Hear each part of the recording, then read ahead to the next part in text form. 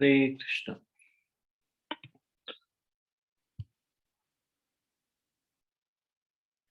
आप सभी लोगों का भगवद गीता ज्ञान प्रबोधिनी में स्वागत है। हम 7वें अध्याय से चर्चा कर रहे हैं जिसका शीर्षक है दिव्य मार्गदर्शक की पहचान। हमने इसके 10 प्रश्नों के उत्तर किए हैं। आज हम 11वें प्रश्न से चर्चा करेंगे। ये दूसरे अध्याय का 11वां श्लोक में से ये प्रश्न है, 11वां और 12वां। तो इससे पहले कि हम ये शुरू करें, कृपया आप सब लोग मेरे साथ ये मंगलाचरण बोले। ओम अज्ञानतिमिरान्धस्य ज्ञानाञ्जनशलाकया चक्षुरुन्मिलितं तस्मै श्रीगुरुवे नमः। श्रीचैतन्यमनोभीष्टं स्थापितं येन भूतले स्वयं रूप कदा मह्यं ददाति स्वपदान्तिकम्। वन्देऽहं श्रीगुरोः श्रीयुतपदकमलं श्रीगुरुन् वैष्णवांश्च श्रीरूपं साग्रजातं सहगण रघुनाथान्वितं तं सजीवम् साद्वैतं सावधूतं परिजनसहितं कृष्णचैतन्यदेवं श्रीराधाकृष्णपादान् सहगण ललिता श्रीविशाखान्वितांश्च। हे कृष्ण करुणा सिंधु दीनबंधो जगत्पते गोपेश गोपिकाकांत राधाकांत नमोस्तुते। तप्त कांचन गौरांगी राधे वृंदावनेश्वरी विश्वभानुसुते देवी प्रणमामि हरिप्रिये। वाञ्छाकल्पतरुभ्यश्च कृपा सिन्धुभ्येव च पतितानां पावनेभ्यो वैष्णवेभ्यो नमो नमः। जय श्री कृष्ण चैतन्य प्रभु नित्यानंद श्री अद्वैत गदाधर शिवासादि गौर भक्तवृंद। हरे कृष्णा कृष्ण कृष्ण हरे हरे, हरे राम राम राम हरे हरे।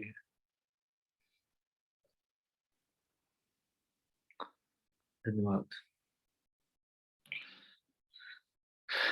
भगवद गीता अध्याय 2 श्लोक संख्या 11। कृपया इसको निकाल लीजिए। श्री भगवान उवाच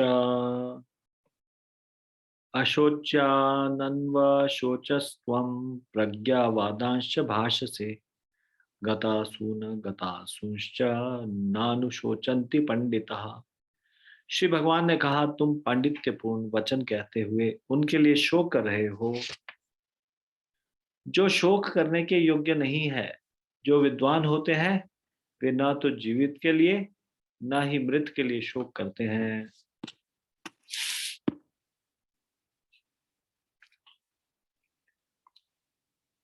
अब आपको इसमें से 2 प्रश्नों के उत्तर ढूंढने हैं।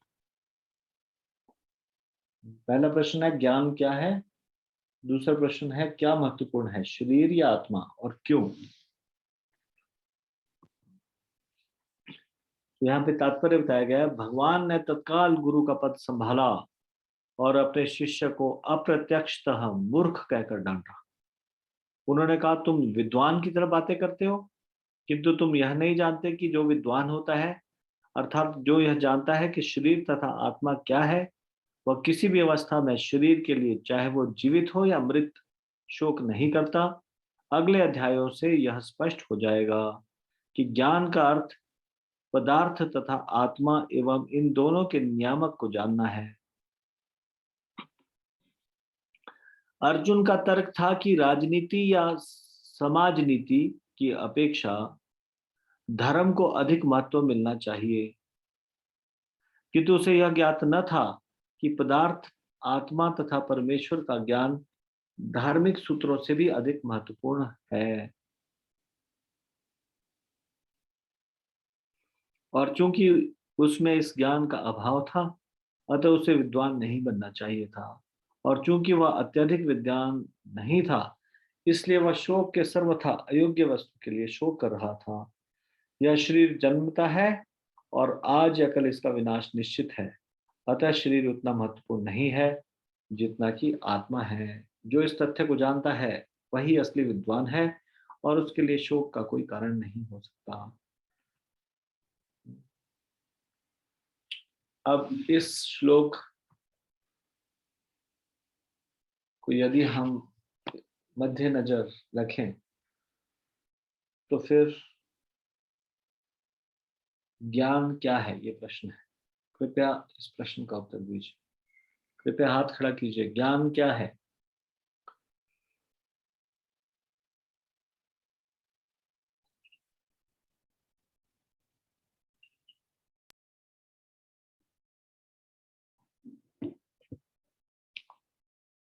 Please raise your hand. ज्ञान क्या है?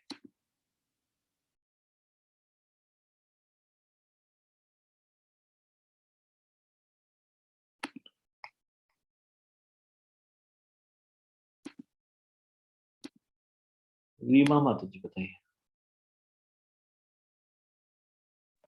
हरे कृष्णा प्रभु जी। हरे कृष्ण माता जी।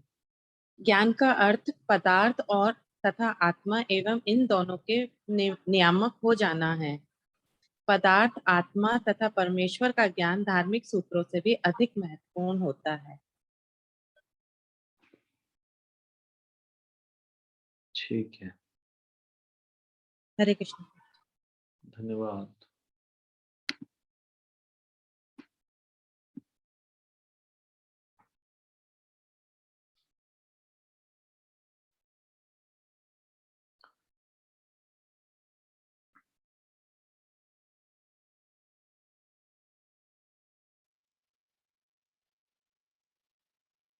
दूसरा प्रश्न है, क्या महत्वपूर्ण है, शरीर या आत्मा, और क्यों?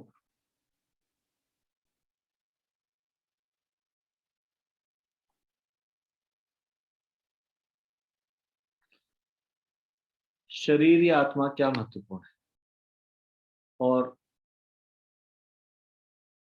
अपने उत्तर को इसमें से बताइए कि क्यों।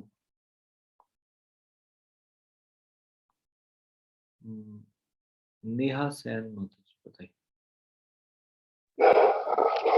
हरे कृष्ण प्रभु जी, धन्यवाद प्रणाम। शरीर यह शरीर जन्मता है और आज या कल इसका विनाश निश्चित है। अतः शरीर उतना महत्वपूर्ण नहीं है जितना कि आत्मा। जो इस तथ्य को जानता है वही असली विद्वान है। उसके लिए शौक का कोई कारण नहीं हो सकता। हरे कृष्ण प्रभु जी, धन्यवाद। ठीक है, धन्यवाद।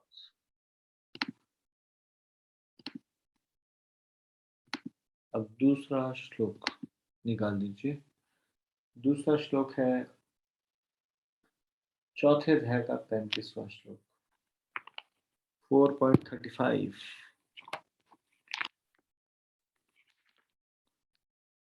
चौथे अध्याय का 35वां श्लोक निकाल दीजिए।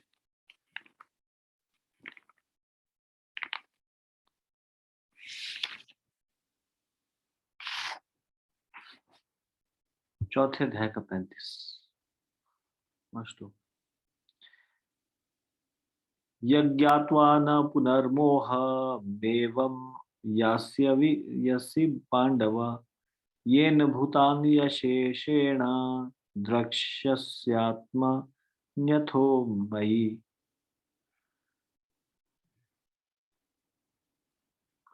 इस चौथे अध्याय के 35वें श्लोक से भी आपको दो प्रश्नों का उत्तर ढूंढना है। ध्यान से सुनिए। दो प्रश्न क्या है? लोगों की कृष्ण के विषय में माया से उत्पन्न मिथ्या धारणाएं क्या है? माया से उत्पन्न कृष्ण के विषय में क्या मिथ्या धारणा है, और मुक्ति का अर्थ क्या है?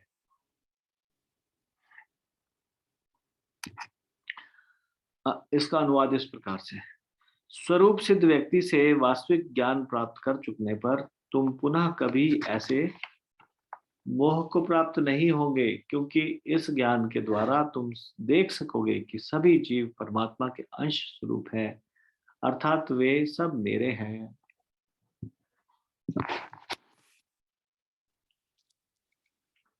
स्वरूप सिद्ध व्यक्ति से ज्ञान प्राप्त होने का परिणाम यह होता है कि यह पता चल जाता है कि सारे जीव भगवान कृष्ण के भिन्न अंश है। कृष्ण से पृथक अस्तित्व का भाव माया, मां मतलब नहीं, या मतलब यह, कहलाती है। कुछ लोग सोचते हैं कि हमें कृष्ण से क्या लेना देना है, वे तो केवल महान ऐतिहासिक पुरुष हैं और पर ब्रह्म तो निराकार है। वस्तुतः जैसा कि भगवत गीता में कहा गया है, यह निराकार ब्रह्म कृष्ण का व्यक्तिगत तेज है। कृष्ण भगवान के रूप में प्रत्येक वस्तु के कारण है। ब्रह्म संहिता में स्पष्ट कहा गया है कि कृष्ण श्री भगवान है और सभी कारणों के कारण है। यहाँ तक कि लाखों अवतार उनके विभिन्न विस्तार ही हैं। इसी प्रकार सारे जीव भी कृष्ण के अंश है। मायावादियों की यह मिथ्या धारणा है कि कृष्ण अपने अनेक अंशों में अपने निजी पृथक अस्तित्व को मिटा देते हैं। यह विचार सर्वथा भौतिक है। भौतिक जगत में हमारा अनुभव है कि यदि किसी वस्तु का विखंडन किया जाए तो उसका मूल स्वरूप नष्ट हो जाता है, किंतु मायावादी यह नहीं समझ पाते कि परम का अर्थ है कि एक और एक मिलकर एक ही होता है और एक में से एक घटाने पर एक ही बचता है। परम ब्रह्म का यही स्वरूप है। ब्रह्म विद्या का पर्याप्त ज्ञान न होने के कारण हम माया से आवृत्त है। इसलिए हम अपने को कृष्ण से पृथक सोचते हैं। यद्यपि हम कृष्ण के भिन्न अंश हैं, किंतु तो भी हम उनसे भिन्न नहीं हैं। जीवों का शारीरिक अंतर माया है, वास्तविक सत्य नहीं है। हम सभी कृष्ण को प्रसन्न करने के निमित्त है। केवल माया के कारण ही अर्जुन ने सोचा कि उसके स्वजन से उसका क्षणिक शारीरिक संबंध कृष्ण के शाश्वत आध्यात्मिक संबंधों से अधिक महत्वपूर्ण है। गीता का संपूर्ण उद्देश्य इसी ओर लक्षित है कि कृष्ण का नित्य दास होने के कारण जीव उनसे पृथक नहीं हो सकता। कृष्ण को अपने को विलग मानना ही माया कहलाती है। कृष्ण से अपने को विलग मानना ही माया कहलाती है। पर ब्रह्म के भिन्न अंश के रूप में जीवों को एक विशिष्ट उद्देश्य पूरा करना होता है। उस उद्देश्य को भुलाने के कारण ही वे अनादिकाल से मानव, पशु, देवता आदि देहों में स्थित हैं। ऐसे शारीरिक अंतर भगवान की दिव्य सेवा से के विस्मरण से जनित है। किंतु जब कोई कृष्ण भावनामृत के माध्यम से दिव्य सेवा में लग जाता है तो वह इस माया से तुरंत मुक्त हो जाता है। ऐसा ज्ञान केवल प्रामाणिक गुरु से ही प्राप्त हो सकता है और इस तरह वह इस भ्रम को दूर कर सकता है कि जीव कृष्ण के तुल्य है। पूर्ण ज्ञान तो यह है कि परमात्मा कृष्ण समस्त जीवों के परम आश्रय हैं और इस आश्रय को त्याग देने पर जीव माया द्वारा मोहित होते हैं, क्योंकि वे अपना अस्तित्व पृथक समझते हैं। इस तरह विभिन्न भौतिक पहचानों के मानदंडों के अंतर्गत वे कृष्ण को भूल जाते हैं। किंतु जब ऐसे मोहग्रस्त जीव कृष्ण भावनामृत में स्थित होते हैं तो यह समझा जाता है कि वे मुक्ति पथ पर हैं, जिसकी पुष्टि भागवत में दूसरे स्कंद 10वें अध्याय के 6वें श्लोक में की गई है।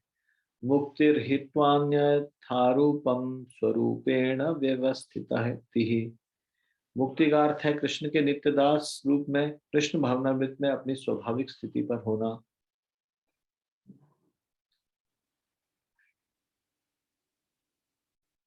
अब इस श्लोक के आधार पर कृपया ये प्रश्न का उत्तर दीजिए। लोगों की कृष्ण के विषय में माया से उत्पन्न मिथ्या धारणाएं क्या है?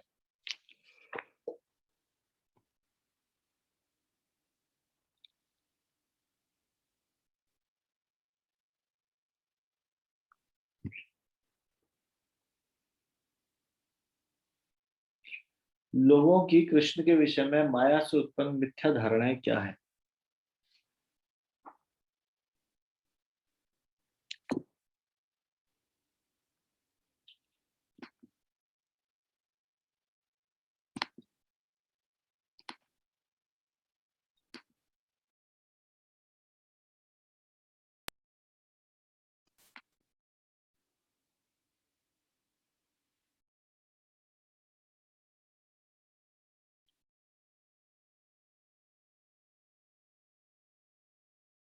रुचि शर्मा माता जी,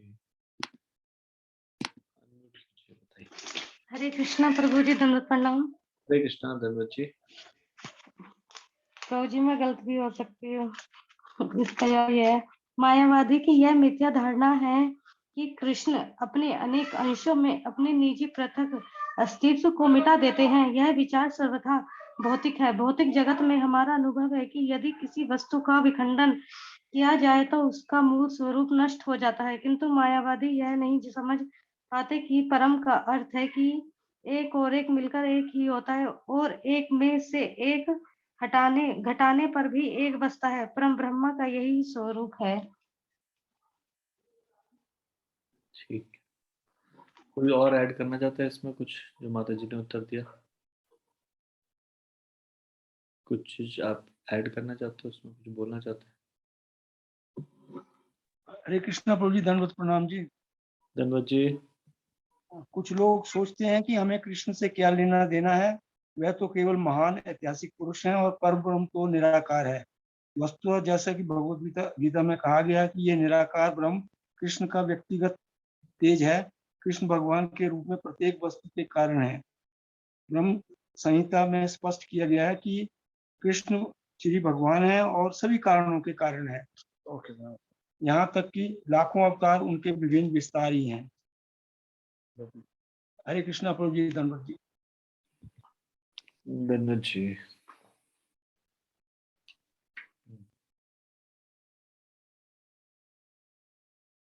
हरे कृष्णा प्रभु जी। हरे कृष्ण माता जी।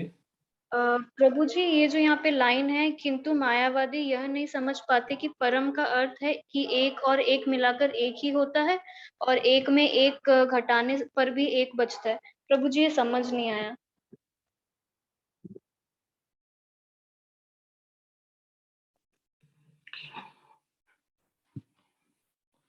एक श्लोक है उसमें बताया गया ये।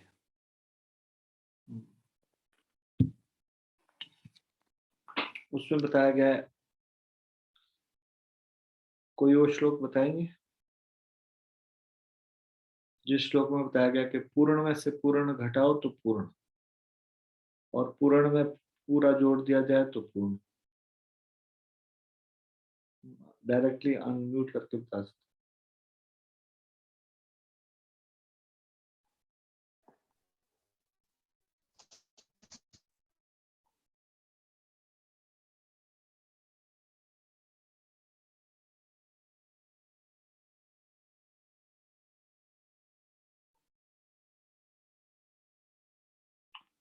ये श्लोक है, ओम पूर्णमदः पूर्णमिदं पूर्णात् पूर्णमुदच्यते पूर्णस्य पूर्णमादाय पूर्णमेवावशिष्यते।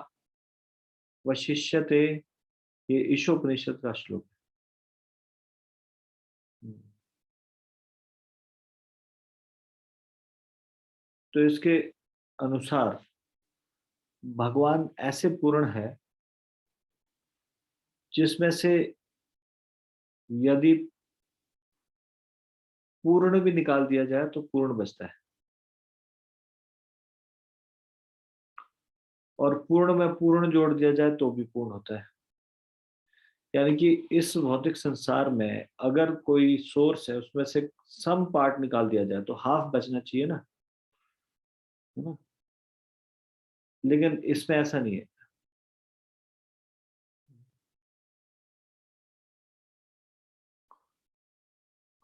इसलिए यहाँ पे ये बताया गया है कि भगवान के संबंध में जैसे एक में से एक गया तो जीरो होना चाहिए, यहाँ पे एक में से एक गया तो एक।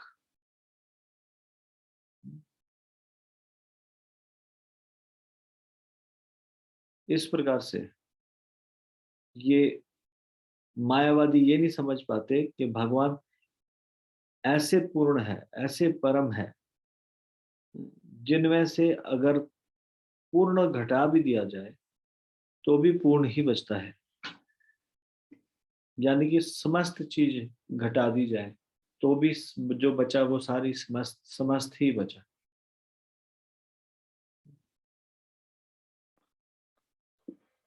प्रभुपाद जी ने इसको बहुत डिटेल में एक्सप्लेन किया है ईशो उपनिषद में। कुछ समझ में आया माता जी?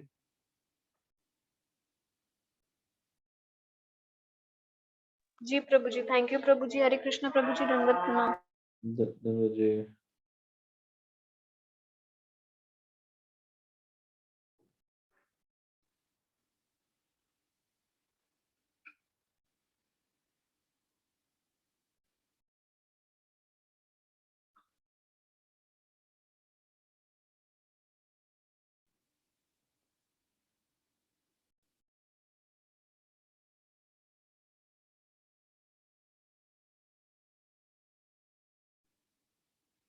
ईशोपनिषद का पहला ही मंत्र है। ओम पूर्णमदः पूर्णमिदं पूर्णात् पूर्णमुदच्यते पूर्णस्य पूर्णमादाय पूर्णमेवावशिष्यते। भगवान पूर्ण है और चूंकि वे पूरी तरह से परिपूर्ण है, अतएव उनके सारे उद्धव तथा उद्भव तथा यह व्यवहार जगत पूर्ण के रूप में परिपूर्ण है। पूर्ण में से जो उत्पन्न होता है वह भी अपने में पूर्ण होता है।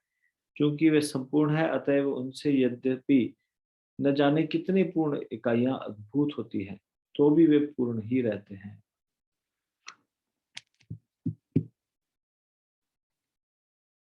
ठीक है, अगला प्रश्न, मुक्ति का क्या अर्थ है? पहले सबके हाथ नीचे। मुक्ति का क्या अर्थ है? कौन बताएगा?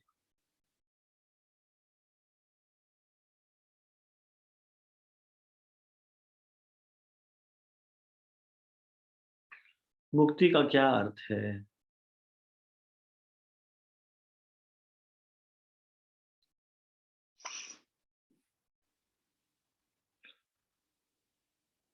मुस्कान माता जी। हरे कृष्णा प्रभु जी, दंडवत प्रणाम। जी, प्रभु जी, मुक्ति का अर्थ है कृष्ण के नित्य दास रूप में, कृष्ण भावनामृत में अपनी स्वाभाविक स्थिति पर होना। प्रभु जी, यहाँ पे एक रेफरेंस भी दिया गया है भागवत में 2.10.6 में। जी। प्रभु जी, मुझे ठीक से वो पढ़ना नहीं आ रहा है, वो हिंदी में लिखा गया है। सॉरी प्रभु जी। मुक्तिरहित्वान्यथारूपं स्वरूपेण व्यवस्थितिः। हरे कृष्ण प्रभु जी, दंडवत प्रणाम।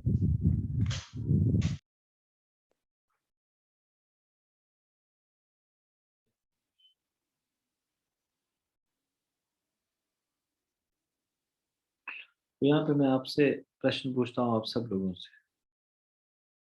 हमने तो मुक्ति का अर्थ ये पढ़ा कि संसार से मुक्त हो जाना, लेकिन यहाँ पे लिखा है कि मुक्ति का अर्थ है कृष्ण के नित्य दास के रूप में अपनी स्वाभाविक स्थिति पर होना।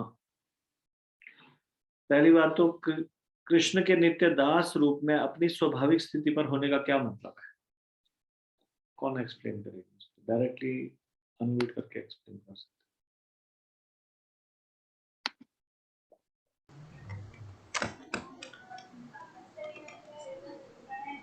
बोलिए। हरे कृष्ण प्रभु जी, प्रणाम। धन्यवाद जी।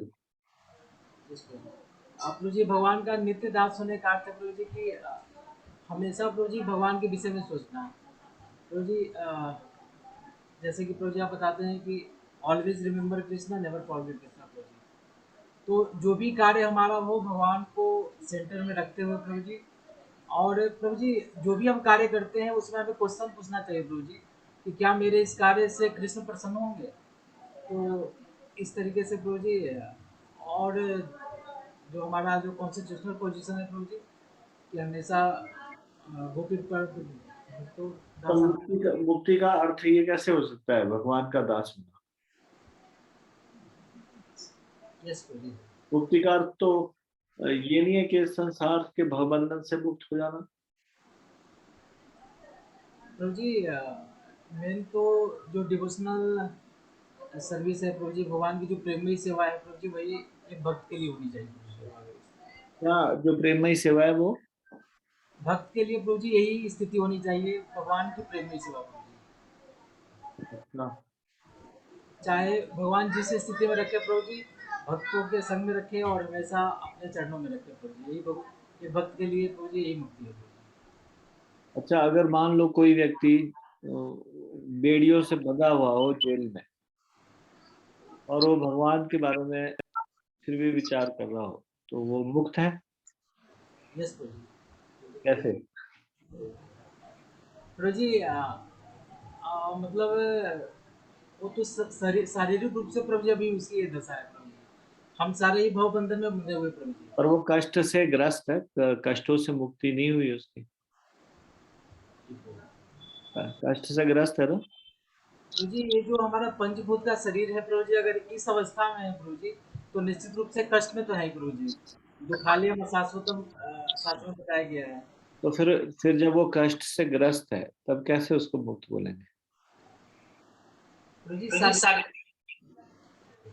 प्रभु जी हमारी जो शारीरिक अवस्था है वो दिख रही है प्रभु जी, जैसे कि हम कष्टों से पर उससे मन भी दुखी होता है, चेतना भी थोड़ा कलुषित हो जाती है। जिस समय मन अशांत हो जाएगा, मान लो कोई किसी को कोड़े मार रहा है और उसको साथ में बंदी भी बना रखा है, तो हम उसको वो उस स्थिति से बहुत कष्ट से ग्रस्त है, तो वो मुक्त कैसे माना जाएगा? उदाहरण प्रभु जी भक्ति की जो प्रकाष्ठा है प्रभु जी, जो परिपक्व अवस्था है, उस स्थिति में प्रभु जी भक्त इन सारी परिस्थितियों से ऊपर होता है प्रभु जी।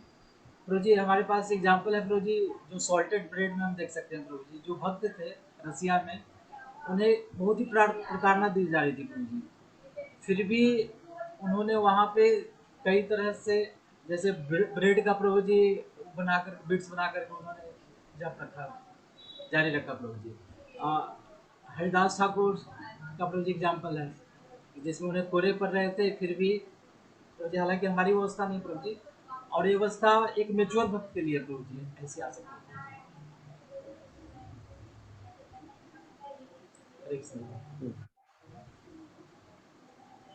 कोई और व्यक्ति स्पष्ट करना चाहता है इस चीज को कि कृष्ण के नित्य दास रूप में मुक्ति का अर्थ है कृष्ण के नित्य दास रूप में अपनी स्वाभाविक स्थिति पर होना।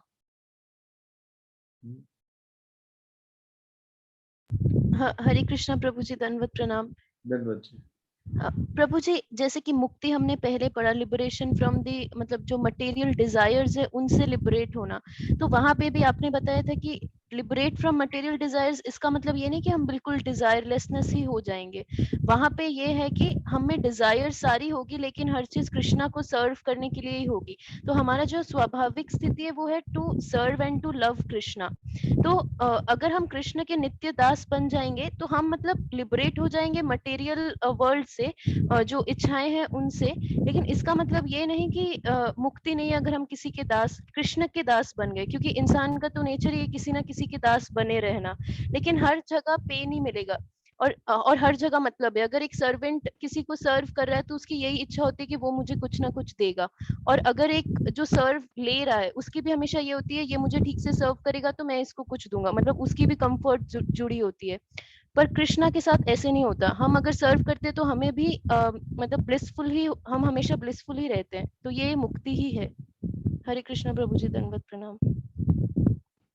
मुक्ति फ्रॉम मटेरियल, किस चीज की से मुक्ति है? Material desires. जी प्रभु जी। ठीक है, धन्यवाद। ठीक है, मुक्ति का मतलब यही नहीं होता कि भगवत धाम जाएंगे तब मुक्त हो गए, या फिर ब्रह्म ज्योति में लीन हो गए तब मुक्त हो गए। लोग यही सोचते हैं। इस शरीर में रहते हुए भी मुक्त अवस्था में रह सकता है व्यक्ति। मुक्त अवस्था में है अपनी कलुषित चेतना से मुक्ति, आध्यात्मिक चेतना में होना। मुक्ति का अर्थ है भौतिक इच्छाओं से मुक्ति। मुक्ति का अर्थ है इस संसार की ये अवांछित भोग इच्छाओं से मुक्ति।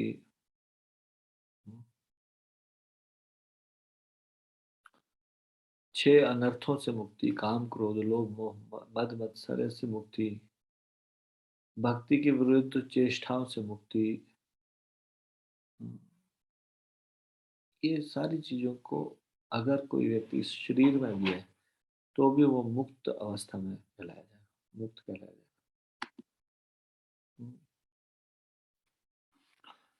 ठीक है, धन्यवाद। अब कल के लिए कुछ होमवर्क मिल रहा है आप लोगों को, कृपया नोट कर लीजिए। 10वें अध्याय के 9वें श्लोक को पढ़ के आना है आपको। 10.9 आपको 10.9 को पढ़ के आना है, 10वें अध्याय का 9वां श्लोक। और साथ ही 18वें अध्याय का 71 और 72वां श्लोक।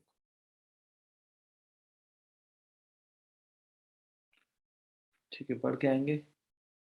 10.9 एंड 18.71 एंड 72। इससे प्रश्न पूछे जाएंगे कल, इसमें से प्रश्न उत्तर की चर्चा होगी। आपने नोट कर लिया 10.9 और 18.71 72, ये पढ़ के आना है आपको। ठीक है, इसको हम यही विराम देंगे। भगवत गीता ज्ञान प्रबोधनी की जय। श्रीमद् भगवत गीता की जय। शिल प्रभुपाद की जय। निताई गौर प्रेमानंदे। हरि हरि बोल। आप सब लोगों का बहुत बहुत धन्यवाद।